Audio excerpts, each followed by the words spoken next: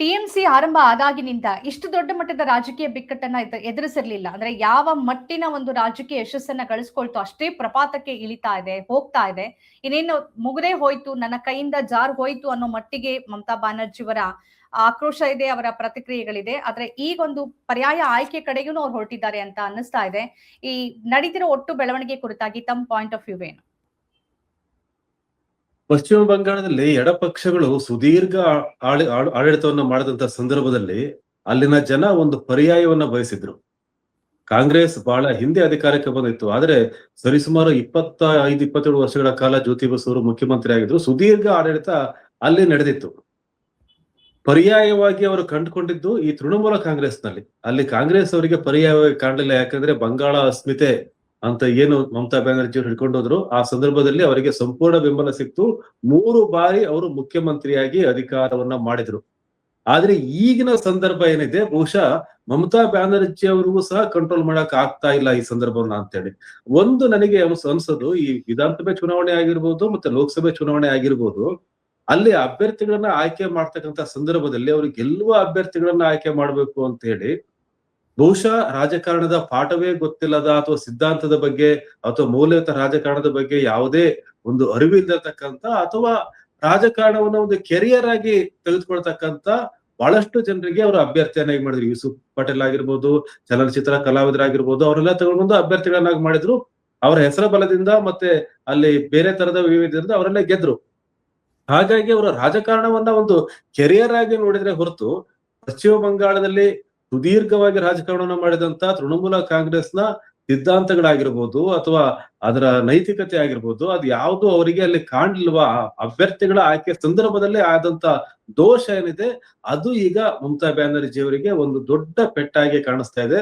ಯಾಕಂದ್ರೆ ಅವರು ವೆಸ್ಟ್ ಬೆಂಗಾಲಲ್ಲಿ ತೃಣಮೂಲ ಕಾಂಗ್ರೆಸ್ ಬೇಡ ಅಂತಕ್ಕಂಥ ನಿರ್ಧಾರವನ್ನ ಅಷ್ಟು ದೊಡ್ಡ ಮಟ್ಟದಲ್ಲಿ 58 ಶಾಸಕರು 25 ಸಂಸದರು ತೆಗೆದುಕೊಳ್ತಾರೆ ಅಂತಂದ್ರೆ, ಅದು ಕೇವಲ ಬಿಜೆಪಿ ಏನು ಅಟ್ಯಾಕ್ ಮಾಡುತ್ತೆ ಅಥವಾ ಏಜೆನ್ಸಿಗಳ ಮೂಲಕ ಒಂದು ಏನು ಕಾರ್ಯಾಚರಣೆ ಮಾಡುತ್ತೆ ಅನ್ನೋದು ಅಷ್ಟೇ ಆಗಿರ್ಲಿಕ್ಕೆ ಸಾಧ್ಯ ಇಲ್ಲ. ಒಂದು ರಾಜಕಾರಣದ ಒಂದು ಸೈದ್ಧಾಂತಿಕ ರಾಜಕಾರಣದ ಅರಿವಿನ ಕೊರತೆಯೂ ಸಹ ಅದಕ್ಕೆ ಕಾರಣ ಆಗಿದೆ. ಅದನ್ನ ಮಮತಾ ಬ್ಯಾನರ್ಜಿ ಅವರು ಈಗ ಅನುಭವಿಸ್ತಾ ಇದ್ದಾರೆ. ಅವ್ರ ಮುಂದೆ ಆಯ್ಕೆಗಳು ಏನಿದೆ, ಈ ಚರ್ಚೆಗಳು ಸುದೀರ್ಘವಾಗಿ ನಡೀತಾ ಇದೆ. ಮಮತಾ ಬ್ಯಾನರ್ಜಿ ಅವ್ರ ಬಗ್ಗೆ ಮತ್ತೆ ಜಗನ್ ಅವ್ರ ಬಗ್ಗೆ ಚರ್ಚೆ ನಡೀತಾ ಇದೆ ಇಡೀ ರಾಷ್ಟ್ರ ಮಟ್ಟದಲ್ಲಿ. ಯಾವ ರೀತಿಯ ತೀರ್ಮಾನವನ್ನ ಮಮತಾ ಬ್ಯಾನರ್ಜಿ ತಗೋತಾರೆ ನೋಡ್ಬೇಕಾಗಿದೆ. ಅವರಿಗೂ ಸಹ ಇದು ಅಸ್ತಿತ್ವದ ಪ್ರಶ್ನೆ ಆಗಿದೆ. ಅಲ್ಲಿ ತೃಣಮೂಲ ಕಾಂಗ್ರೆಸ್ ಬಂಗಾಳದ ಪಶ್ಚಿಮ ಬಂಗಾಳದ ಒಂದು ಅಸ್ಮಿತೆ ಆಗಿತ್ತು, ಅವರ ಧ್ವನಿಯಾಗಿತ್ತು, ಅವರ ಪ್ರಾದೇಶಿಕತೆಗೆ ಒಂದು ವೇದಿಕೆಯನ್ನ ಕೊಟ್ಟಂತ ಪಕ್ಷ ಅದು. ಈಗ ಅದರ ಬದಲು ಅವರು ಬೇರೆ ಕಾಂಗ್ರೆಸ್ ಪಕ್ಷದ ಜೊತೆಗೆ ಸೇರ್ತಾರೆ ಅನ್ನೋದಿದೆಯಲ್ಲ, ಅದು ಮಮತಾ ಬ್ಯಾನರ್ಜಿ ಅವರಿಗೆ ಹೇಗೆ ಅನ್ಸ್ಬೇಕು, ಮತ್ತೆ ಅದನ್ನ ಮತದಾರರು ಮತ್ತೆ ಅಲ್ಲಿ ತೃಣಮೂಲ ಕಾಂಗ್ರೆಸ್ನ ಕಾರ್ಯಕರ್ತರು ಹೇಗೆ ರಿಸೀವ್ ಮಾಡ್ತಾರೆ ಅನ್ನೋದು ಸಹ ಬಹಳ ಮುಖ್ಯವಾಗಿದೆ. ಯಾಕಂದ್ರೆ ಅಲ್ಲಿ ಕಾಂಗ್ರೆಸ್ ವಿರುದ್ಧವಾಗಿನೂ ಹೋರಾಡಿದ್ದಾರೆ, ಕಾಂಗ್ರೆಸ್ ಜೊತೆನೂ ಸಹ ಅವರಿದ್ದಾರೆ. ಈಗ ಈ ಸುದೀರ್ಘ ಒಂದು 2 ದಶಕದ ಅವರ ರಾಜಕೀಯ ನಡೆಗಳನ್ನು ನೋಡಿದ್ರೆ ಬಿಜೆಪಿ ಜೊತೆಗೂ ಇದ್ರು, ಕಾಂಗ್ರೆಸ್ ಜೊತೆಗೂ ಇದ್ರು, ಕಾಂಗ್ರೆಸ್ ವಿರುದ್ಧವಾಗಿದ್ರು. ಎಡಪಕ್ಷಗಳು ಕಾಂಗ್ರೆಸ್ ಜೊತೆಯಾಗಿ ಪಶ್ಚಿಮ ಬಂಗಾಳದಲ್ಲಿ ಮಮತಾ ದೀದಿ ಅವರ ವಿರುದ್ಧ ಹೋರಾಡಿದ್ರು. ಆಮೇಲೆ ಕಾಂಗ್ರೆಸ್ ಮತ್ತೆ ತೃಣಮೂಲ ಕಾಂಗ್ರೆಸ್ ಎಡಪಕ್ಷಗಳ ವಿರುದ್ಧ ಹೋರಾಡಿದ್ವು. ಈ ರೀತಿ ಒಂದು ಕಲಸು ಮೇಲೋಗರದ ಒಂದು 2 ದಶಕಗಳ ಒಂದು ರಾಜಕಾರಣದ ಸೈದ್ಧಾಂತಿಕ ಸ್ಥಿರತೆ ಇಲ್ಲದೆ ಇರೋದು ಇಂಥ ಒಂದು ದುರಂತಕ್ಕೆ ಕಾರಣ ಆಗ್ತಾ ಇದೆ ಅಂತ ಅನಿಸ್ತಾ ಇದೆ. ಓಕೆ, ಈಗ ಕಾಂಗ್ರೆಸ್ ಬಂದು ವಿಲೀನದ ಚರ್ಚೆ ನಡೀತಾ ಇದೆ. ಆದ್ರೆ ಆ ಚರ್ಚೆಯನ್ನ ಕೆಲವರು ಅದನ್ನ ನಿರಾಕರಿಸ್ತಾ ಇದ್ದಾರೆ. ಋತುಬ್ರತ ಘೋಷ್ ಅದು ಮಮತಾ ಬ್ಯಾನರ್ಜಿ ಅವರ ವಿರುದ್ಧ ನೆಲೆಗಟ್ಟಿನಲ್ಲಿ ನಿಂತವರು, ಪಕ್ಷದಿಂದ ಉಚ್ಚಾಟನೆ ಕೂಡ ಆದವರು. ಹಾಗಾಗಿ ಅವರ ಈಗ ಬಂಡಾಯ ಶಾಸಕರ ಬೆಂಬಲ ಹೆಚ್ಚಿದೆ ಅನ್ನೋ ಕಾರಣಕ್ಕಾಗಿ ವಿಪಕ್ಷ ನಾಯಕರಾಗಿ ಆಯ್ಕೆ ಆಗಿದ್ದಾರೆ. ಅವರ ಹೇಳಿಕೆ ಇಲ್ಲ ಅಂತಾನೆ ಇದೆ. ಅದರ ಆಚೆಗೇನು ಇಲ್ಲ ಅಂತಾದ್ರೆ, ವಿಲೀನ ಇಲ್ಲ ಅಂತಾದ್ರೆ ಬೇರೆ ಆಯ್ಕೆಗಳು ಕಾಂಗ್ರೆಸ್ ಈ ಸಂದರ್ಭದಲ್ಲಿ ಮಮತಾ ಬ್ಯಾನರ್ಜಿಯ ಸಹಾಯಕ್ಕೆ ಯಾವ ರೀತಿಯಾಗಿ ನಿಲ್ಲಬಹುದು, ಯಾವ ಸಾಧ್ಯತೆಗಳು ಕಾಣಿಸ್ತಾ ಇದೆ? ಬಿಜೆಪಿ ಅಧಿಕಾರಕ್ಕೆ ಬಂದಂತ ರಾಜ್ಯಗಳಲ್ಲಿ ತಕ್ಷಣಕ್ಕೆ ಅವರು ಮಾಡ್ತಕ್ಕಂತ ಕೆಲಸಗಳೇನು ಅಂತಂದ್ರೆ, ವಿಪಕ್ಷಗಳನ್ನ ಅದರಲ್ಲೂ ಪ್ರಾದೇಶಿಕ ಪಕ್ಷಗಳನ್ನ ಸೆದೆ ಬಡಿಯೋದು. ಬಹಳಷ್ಟು ರಾಜ್ಯಗಳಲ್ಲಿ ಆ ಕೆಲಸವನ್ನ ಮಾಡಿದೆ ಬಿಜೆಪಿ ಆಡಳಿತ ಬಂದ ತಕ್ಷಣವೇ. ಪಶ್ಚಿಮ ಬಂಗಾಳದಲ್ಲಿ ಇದು ಆಲ್ಮೋಸ್ಟ್ ಶುರುವಾಗಿದೆ. ಈಗ ಅಲ್ಲಿ ಏನು ಸೈನ್ ಫೋರ್ಜರಿ ಆಗಿದೆ ಅಂತಕ್ಕಂಥ ಇಶ್ಯೂ ಇಟ್ಕೊಂಡು ಅಲ್ಲಾಗ್ಲೇ ದಾಳಿಗಳು ಶುರುವಾಗಿದೆ. ಆಮೇಲೆ ಹಣ ದುರ್ಬಳಕೆ ಆಗ್ತಾ ಇದೆ ಅಂತ ಹೇಳಿ ಸಂಸದರು ಶಾಸಕರ ಮೇಲೆ ಕ್ರಮಗಳಾಗ್ತಾ ಇದೆ. ಈ ರೀತಿ ಬೇರೆ ಬೇರೆ ಕ್ರಮಗಳನ್ನ ಸುವೇಂದು ಅಧಿಕಾರಿ ತೆಗೆದುಕೊಳ್ಳೋದ್ರಲ್ಲಿ ಯಾವುದೇ ಅನುಮಾನ ಕಾಣ್ತಾ ಇಲ್ಲ. ಹಾಗಾಗಿ ಅಲ್ಲಿ ಅವರು ಮಮತಾ ಬ್ಯಾನರ್ಜಿಗೆ ಇರೋದೇನು ಅಂತಂದ್ರೆ, ಈಗ ಇರ್ತಕ್ಕಂತ ಶಾಸಕರು ಮತ್ತೆ ಸಂಸದರನ್ನ ಈ ದಾಳಿಯಿಂದ ಬಚಾವಬೇಕಾಗಿದೆ ಅವರು. ಈ ಪ್ರೆಸರಿಂದ ಬಚಾವಬೇಕಾಗಿದೆ. ಅವರಿಗೆ ಏನಾದ್ರು ಶಕ್ತಿ ಇದ್ದಿದ್ರೆ, ಅಂದ್ರೆ ಶಕ್ತಿ ಅಂದ್ರೆ ಎಲ್ಲಾ ಶಾಸಕರ ಶಕ್ತಿ ಇದ್ದಿದ್ರೆ, ಎಲ್ಲಾ ಸಂಸದರ ಶಕ್ತಿ ಇದ್ದಿದ್ರೆ ಅದನ್ನ ಫೇಸ್ ಮಾಡೋದಾಗಿತ್ತು. ಆದ್ರೆ ಬಹಳಷ್ಟು ಜನ ಶಾಸಕರು ಮತ್ತೆ ಸಂಸದರು NDA ಕಡೆ, ಬಿಜೆಪಿ ಕಡೆ ಮುಖ ಮಾಡಿರೋದ್ರಿಂದ ಆ ಶಕ್ತಿ ಕುಂಠಿತ ಆಗಿದೆ. ಹಾಗಾಗಿ ಅವರಿಗೆ ಒಂದು ಬಲವಾದ ಒಂದು ಆಸರೆ ಬೇಕಾಗಿದೆ. ಹಾಗಾಗಿ ಆ ಕಾರ್ಯಕರ್ತರಾಗಿರ್ಬೋದು ಅಥವಾ ಮಮತಾ ಬ್ಯಾನರ್ಜಿ ಆಗಿರ್ಬೋದು, ಸೋನಿಯಾ ಗಾಂಧಿ ಅವ್ರ ಜೊತೆಗೆ ಮತ್ತೆ ಅವರು ಸೋನಿಯಾ ಗಾಂಧಿ ಜೊತೆ ಮಾತಾಡಿದ್ದಾರೆ, ಅಭಿಷೇಕ್ ಬ್ಯಾನರ್ಜಿ ರಾಹುಲ್ ಗಾಂಧಿ ಅವ್ರ ಜೊತೆ ಮಾತನಾಡಿದ್ದಾರೆ. ಅವ್ರು ಯಾವ ರೀತಿಯಾದಂತ ಬೆಂಬಲವನ್ನ ಕೇಳ್ತಾ ಇರ್ಬೋದು ಕಾಂಗ್ರೆಸ್ ಇಂದ ಅನ್ನೋದು ಬಹಳ ಕುತೂಹಲ ಮೂಡಿಸಿದೆ. ಈಗ ನೋಡಿ, ಪಶ್ಚಿಮ ಬಂಗಾಳದಲ್ಲಿ ಆ ತೃಣಮೂಲ ಕಾಂಗ್ರೆಸ್ ಸಂಪೂರ್ಣವಾಗಿ ಕಾಂಗ್ರೆಸ್ಗೆ ವಿಲೀನ ಆಯ್ತು ಅಂತ ಅಂದ್ರೆ, ಒಂದು ರಾಷ್ಟ್ರೀಯ ಪಕ್ಷದ ಜೊತೆಗೆ ಬಂದ್ರು ಅಂತಂದ್ರೆ ಅವರಿಗೆ ಈ ರೀತಿಯಾದಂತ ಒಂದು ಬಲ ಸ್ವಲ್ಪ ಸಿಗ್ಬೋದೇನೋ. ಆದ್ರೆ ಮುಂದಿನ ರಾಜಕಾರಣ ಹೇಗಿರುತ್ತೆ ಅವರು? ಬಂಗಾಳದ ಅಸ್ಮಿತೆ ಅಂತ ಹೇಳ್ಕೊಂಡು ರಾಜಕಾರಣವನ್ನು ಮಾಡ್ಕೊಂಡು ಬಂದಂತ ಬಿಜೆಪಿಯ ವಿರುದ್ಧವಾಗಿನೇ ಆಲ್ಮೋಸ್ಟ್ ಒಂದು ಬಾರಿ ವಾಜಪೇಯಿ ಅವ್ರ ಜೊತೆಗಿದ್ರು ಬಿಟ್ರೆ, ಆಲ್ಮೋಸ್ಟ್ ಬಿಜೆಪಿ ವಿರುದ್ಧವಾಗಿ ರಾಜಕಾರಣವನ್ನು ಮಾಡ್ಕೊಂಡು ಬಂದ್ರು ಅವರು. ಅದನ್ನ ಹೇಗೆ ಮುಂದುವರ್ಸಕ್ ಸಾಧ್ಯ ಆಗುತ್ತೆ? ಮತ್ತೆ ತೃಣಮೂಲ ಕಾಂಗ್ರೆಸ್ ಅಸ್ತಿತ್ವದಲ್ಲೇ ಇರೋದಿಲ್ಲ. ಸೋನಿಯಾ ಗಾಂಧಿ ಅವ್ರ ಜೊತೆಗೆ ದೊಡ್ಡ ಜಗಳವನ್ನ ಮಾಡ್ಕೊಂಡು ಹೊರಬಂದಂತ ಮಮತಾ ಬ್ಯಾನರ್ಜಿ ಅವರು ಮುಂದಿನ ಹೆಜ್ಜೆನ ಹೇಗಿಡ್ತಾರೆ ಅನ್ನೋದು ಸಹ ಬಹಳ ಮುಖ್ಯವಾದಾಗುತ್ತೆ ಬಂಗಾಳದ ರಾಜಕಾರಣಕ್ಕೆ ಸಂಬಂಧಪಟ್ಟಂತೆ. ಮತ್ತೆ ಕಾಂಗ್ರೆಸ್ ಒಂದು ಸದ್ಯದ ಸ್ಥಿತಿಯಲ್ಲಿ ನೀವು ಗಮನಿಸಿದ್ರೆ, ಈಗಾಗಲೇ ನೀವು ಹೇಳ್ದಂಗೆ ನಕಲಿ ಸಹಿ ಅಂತ ತನಿಖೆಗಳು ಮತ್ತು ರೇಡ್ಗಳು ಆರಂಭ ಆಗಿರೋ ಹೊತ್ತಲ್ಲಿ ಇಬ್ಬರು ಜೈಲಲ್ಲಿ ಲ್ಯಾಂಡ್ ಆದ್ರೆ, ಮಮತಾ ಬ್ಯಾನರ್ಜಿ ಮತ್ತು ಅಭಿಷೇಕ್ ಬ್ಯಾನರ್ಜಿ, ಈಗಿರುವ ಸ್ಥಿತಿಯಲ್ಲಿ ಪಕ್ಷವನ್ನ ಯಾವ ರೀತಿಯಾಗಿ ಉಳಿಸ್ಕೊಳ್ಳಕ್ ಸಾಧ್ಯ ಇಲ್ಲ. ಅದರ ಒಂದು ಸೂಚನೆ ಸಿಕ್ಕಿರ್ಬೋದಾ? ಆ ಮುಖಾಂತರವಾಗಿ ಹೇಗೂ ನಾವು ಹೊರಗಡೆ ಅಥವಾ ಒಂದು ಸ್ವತಂತ್ರವಾಗಿ ಪಕ್ಷ ಸಂಘಟನೆ ಮಾಡೋದಕ್ಕೆ ಮುಂದಿನ ದಿನಗಳಲ್ಲಿ ಸಾಧ್ಯ ಆಗದೇ ಇರೋದ್ರಿಂದ ಬೇರೆ ಪರ್ಯಾಯ ಆಯ್ಕೆ, ಅದನ್ನ ಕಾಂಗ್ರೆಸ್ ಕಡೆಗೆ ವಿಲೀನ ಮಾಡಿ ಬೇರೆ ಹೋರಾಟವನ್ನ ಮಾಡ್ಬೋದು ಅನ್ನೋ ಆಲೋಚನೆಯಲ್ಲಿ ಇರ್ಬೋದಾ?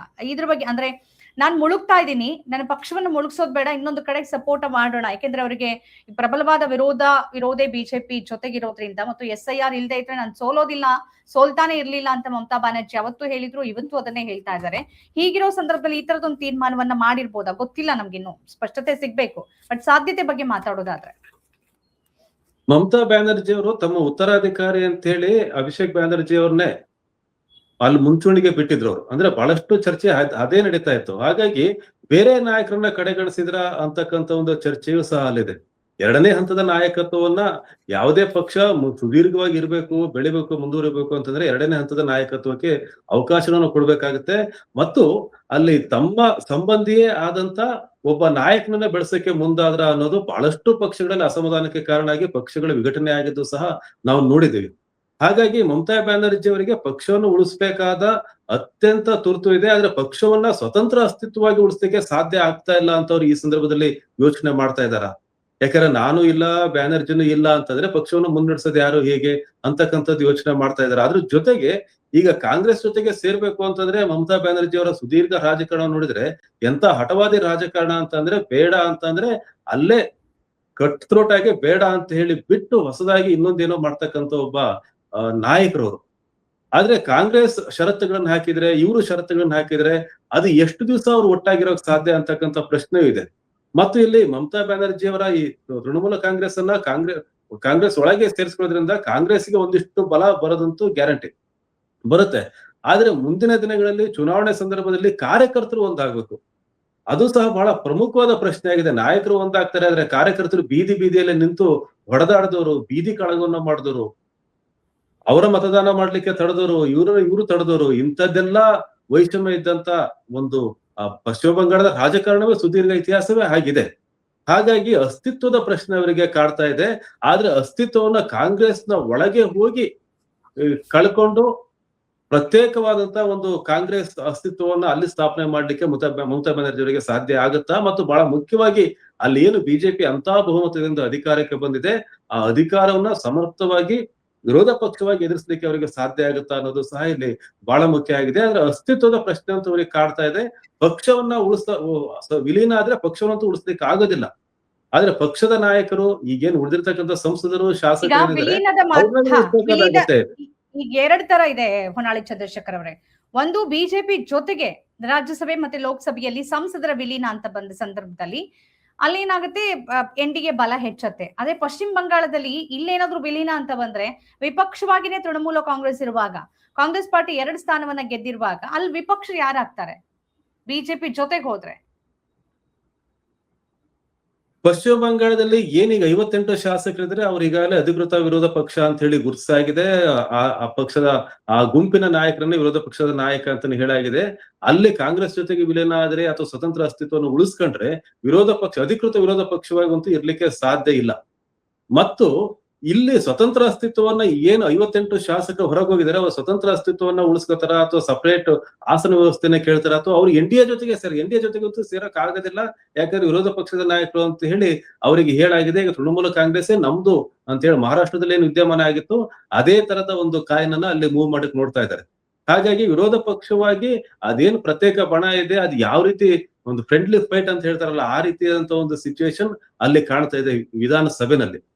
ಇನ್ನ ಲೋಕಸಭೆಯಲ್ಲಿ 20 ಜನ ಸಂಸದರು ಎನ್ಡಿಎಗೆ ಹೋದ್ರು ಅಂದ ತಕ್ಷಣ ಬಿಜೆಪಿಗೆ ದೊಡ್ಡದೊಂದು ಗೇನ್ ಏನ್ ಸಿಗುತ್ತೆ ಅಂತ ಹೇಳಕ್ ಆಗೋದಿಲ್ಲ. ಯಾಕಂದ್ರೆ ನಾವು ಮಹಿಳಾ ಮೀಸಲಾತಿ ಕಾಯ್ದೆಯನ್ನ ಏನು ಡಿಲಿಮಿಟೇಷನ್ ಜೊತೆಗೆ ಸೇರಿಸಿ ಅದನ್ನ ಜಾರಿ ಮಾಡ್ಬೇಕಂತ ಹೊರಟಿದ್ರು, ಆ ಸಂದರ್ಭದಲ್ಲಿ ಅವರಿಗೆ ಸರಿಸುಮಾರು 54 ಮತಗಳ ಕೊರತೆ ಆಗಿತ್ತು. ಈಗ ಈ 20 ಜನ ಸಂಸದರು ಅಲ್ಲಿ ಹೋದ್ರು ಸಹ ಮತ್ತೆ ಮಸೂದೆನ ಜಾರಿ ಮಾಡ್ಬೇಕು, ಅದನ್ನ ಮಂಡನೆ ಮಾಡ್ಬೇಕು ಅಂತ ಪ್ರಯತ್ನ ಮಾಡ್ತಾ ಇದಾರೆ ಅಂತ ಗೊತ್ತಾಗ್ತಾ ಇದೆ.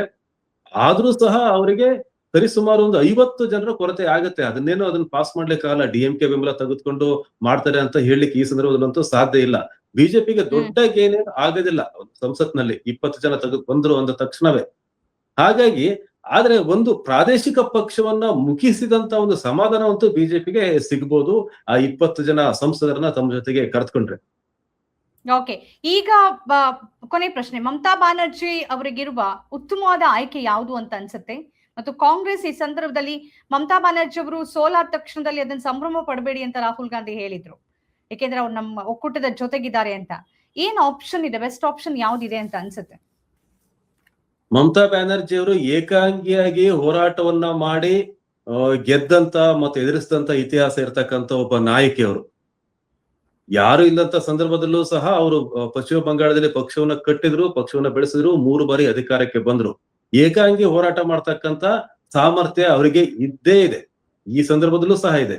ಅದನ್ನ ಅವರು ಗಟ್ಟಿಯಾಗಿ ನೆಚ್ಕೊಂಡು ಹೋರಾಟವನ್ನ ಮಾಡ್ತಾರ. ಆದ್ರೆ ಬಿಜೆಪಿ ಏನು ಏಜೆನ್ಸಿಗಳ ಮೂಲಕ ಅವ್ರ ಮೇಲೆ ದಾಳಿನ ಶುರು ಮಾಡಿದೆ, ಅದು ಮಮತಾ ಬ್ಯಾನರ್ಜಿ ಅವರನ್ನ ಜೈಲಿಗೆ ಕಳಿಸುವವರೆಗೂ ಸಹ ಬಿಡೋದಿಲ್ಲ. ಅಂತ ಸಂದರ್ಭದಲ್ಲಿ ಅವರು ಅಲ್ಲಿಂದ ಮತ್ತೆ ಹೊರಗೆ ಬಂದು ಫಿನಿಕ್ಸ್ ಪಕ್ಷಿಯಂತೆ ಮತ್ತೆ ಅವ್ರಿಗೆ ಗೆಲ್ತಾರ, ಮತದಾರರ ಮನಸ್ಸನ್ನ ಅವರು ಒಲಿಸ್ಕೊಳ್ತಾರ ಅಂತ ಏಕಾಂಗಿ ಹೋರಾಟದ ಸಾಮರ್ಥ್ಯ ಇನ್ನೂ ಆ ಕಿಡಿ ಅವರಲ್ಲಿ ಇದೆಯಾ ಅನ್ನೋದು ಈಗ ಅದು ಅವರಿಗೆ ಲಿಟ್ಮಸ್ ಪರೀಕ್ಷೆ, ಅದು ಗೊತ್ತಾಗಬೇಕಾಗಿದೆ. ಹಾಗಾಗಿ ಪಶ್ಚಿಮ ಬಂಗಾಳದಲ್ಲಿ ಅವರು ಸ್ವತಂತ್ರ ಅಸ್ತಿತ್ವನ ಉಳಿಸ್ಕೊಂಡ್ರೆ ಅವರಿಗೆ ಹೆಚ್ಚು ಅವಕಾಶಗಳು ಅನ್ಸುತ್ತೆ. ಮತ್ತೆ ಕಾಂಗ್ರೆಸ್ ಇನ್ನೊಂದು ಪ್ರಯತ್ನವನ್ನ ಮಾಡ್ತಾ ಇದೆ, ಇಡೀ ದೇಶದಲ್ಲಿ ಕಾಂಗ್ರೆಸ್ ಪಕ್ಷವನ್ನ ಬಲಗೊಳಿಸ್ಲಿಕ್ಕೆ ಕಾಂಗ್ರೆಸ್ ಇಂದ ಯಾರು ಹೊರಗೋಗಿದ್ರು ನಾವು ಒಳಗ್ ಕರ್ಕೋಬೇಕು, ಜೊತೆಗೆ ಸೇರಿಸ್ಕೊಂಡು ಪಕ್ಷವನ್ನು ಬಲಪಡಿಸ್ಬೇಕು ಅಂತಕ್ಕಂಥ ಒಂದು ಅನಿವಾರ್ಯತೆಯು ಕಾಂಗ್ರೆಸ್ಗಿದೆ. ಆ ಪ್ರಯತ್ನವನ್ನ ಮಾಡ್ತಿದೆ. ಬಟ್ ಇಬ್ಬರ ಷರತ್ತುಗಳೇನಿದೆ, ಆ ಷರತ್ತುಗಳ ನಡುವೆ ಮಾತುಕತೆ ಹೇಗೆ ನಡೆಯುತ್ತೆ ಅದ್ರ ಮೇಲೆ ನಾಳೆ ಕಾಂಗ್ರೆಸ್ ತುರ್ತು ಸಭೆಯಲ್ಲಿ ತೀರ್ಮಾನ ಆಗ್ಬೋದು, ಚರ್ಚೆ ಆಗ್ಬೋದು. ನಮ್ಮ ಕಾರ್ಯಕ್ರಮಗಳನ್ನು ನೀವು ನೋಡ್ತಾ ಇದ್ರೆ ನಮ್ಮ ಚಾನೆಲ್ ಅನ್ನ ಸಬ್ಸ್ಕ್ರೈಬ್ ಮಾಡಿ, ಪಕ್ಕದ ಬೆಲ್ ಐಕಾನ್ ಒತ್ತಿ ನಮ್ಮನ್ನ ಬೆಂಬಲಿಸಿ. ಹಾಗೆ ನಮ್ಮ ಕಾರ್ಯಕ್ರಮಗಳನ್ನ ಲೈಕ್ ಮಾಡಿ, ಕಮೆಂಟ್ ಮಾಡಿ, ಅದನ್ನ ಬೇರೆಯವರಿಗೂ ವಾಟ್ಸ್ಆಪ್ ಮೂಲಕ ಶೇರ್ ಮಾಡಿ. ನೀವು ಹೀಗೆ ಮಾಡಿದಾಗ ನಮ್ಮ ಚಾನೆಲ್ ಇನ್ನಷ್ಟು ಮತ್ತಷ್ಟು ಜನರಿಗೆ ತಲುಪಲು ನೀವು ನಮ್ಮೊಂದಿಗೆ ಸಹಕರಿಸಿದ ಹಾಗಾಗುತ್ತೆ. ಇದು ನೀವು ಯಾವುದೇ ಖರ್ಚಿಲ್ಲದೆ ಕೆಲವೇ ಸೆಕೆಂಡುಗಳಲ್ಲಿ ನೀಡಬಹುದಾದ ಸಹಕಾರ. ಧನ್ಯವಾದಗಳು.